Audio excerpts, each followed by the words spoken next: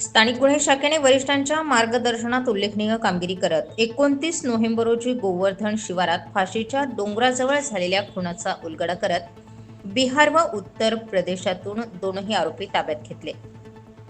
याबाबतची अधिक माहिती ग्रामीण पोलीस अधिकाऱ्यांनी दिली।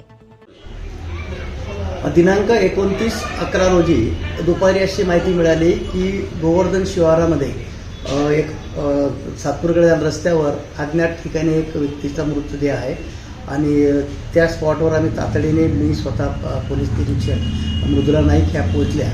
स्पॉटवर बघितल्यानंतर त्या ठिकाणी जी व्यक्ती होती जी मृत पडलेली होती चेहऱ्यावर पूर्णपणे त्याचं रक्त ढाकळलेलं होतं, मानेवर देखील त्या ठिकाणी रक्त होतं। अशा स्थितीमध्ये चेहरा देखील त्याचा ओळखू येत नसताना अज्ञात व्यक्तीचा खून कोणतरी अज्ञात व्यक्तीने केल्याची गोष्ट निष्पन्न झाल्याबरोबर आम्ही वरिष्ठ अधीक्षक आमचे माननीय श्री बाळासाहेब पाटील यांना आम्ही कळवलं की या ठिकाणी अज्ञात व्यक्तीचा खून झाला।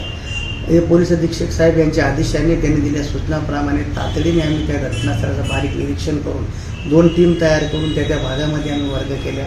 अज्ञात व्यक्तीचा फोटो काढून तात्काळ व्हायरल करून MIDC भागामध्ये त्या भागात ज्या ठिकाणी व्यक्ती राहत असलेला संशय होता त्या भागाकडे तिथून त्यांचा एक नातेवाईकाने त्याला ओळखल्यानंतर आमचा एक प्रश्न अर्धा कमी झाला की मृताची ओळख पटल्यानंतर त्या संदर्भात त्या नातेवाईकाला विचारलं असता त्यांनी सांगितलं की हे 2-4 लोकांसोबत आज आरोपी असतो संध्याकाळी आणि त्या लोकांनी याचा खून केला असण्याची शक्यता आहे। त्या अनुषंगाने त्या भागातील CCTV यांची सगळ्यांची आम्ही चेक केली।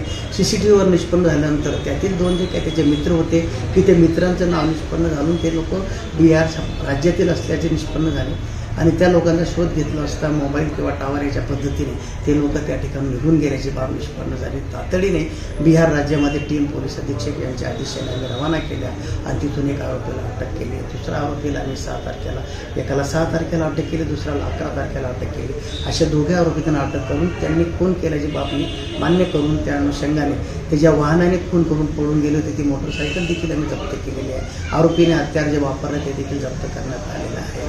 पुढील तपास मृदुला नाईक पोलीस निरीक्षक करीत आहे। त्यातील नावे ते देखील निष्पन्न झालेले त्या देखील आम्ही तात्काळ अटक करणार आहोत। जो गुन्हा होता खुनाचा हा अज्ञात व्यक्तीने मारून टाकलेला अत्यंत कठीण आणि किचकट असा तपास असताना याला 24 तासामध्ये आरोपी निष्पन्न करून त्यांना आम्ही 72 तासाच्या आत या ठिकाणी अटक करण्यात यशस्वी झालो। नाशिक ग्रामीण जिल्हा पोलीस अधीक्षक बाळासाहेब पाटील, अपर पोलीस अधीक्षक आदित्य मिळखेलकर, उपविभागीय पोलीस अधिकारी वासुदेव देसले, वरिष्ठ पोलीस निरीक्षक स्थानिक गुन्हे शाखा रवींद्र मगर यांच्या मार्गदर्शनात नाशिक तालुका पोलीस स्टेशनचे प्रभारी अधिकारी मृदुला नाईक, दीपक बिरारी गायकवाड, निलेश मराठे, चव्हाण, हरी शिंदे, अरुण रहिरे, पानझडे, आडके, पाटील, साणप तसेच तांत्रिक विश्लेषण शाखेचे बहिरम हेमंत गिलबेले या पथकाने मयताचं नाव आरोपी बिहार राज्यात फरार झालेल्या आरोपींचा शोध घेऊन त्यांना बिहार व उत्तर प्रदेश राज्यातून अटक केली। पथकाने अतिशय तत्परतेने तसंच कसोशीने अहोरात्र प्रयत्न करून या खुनातील दोनही आरोपी ताब्यात घेतले। स्टार 24 फास्ट न्यूज साठी माधव खाबिया सह सागर गांगुर्डे, नाशिक ग्रामीण।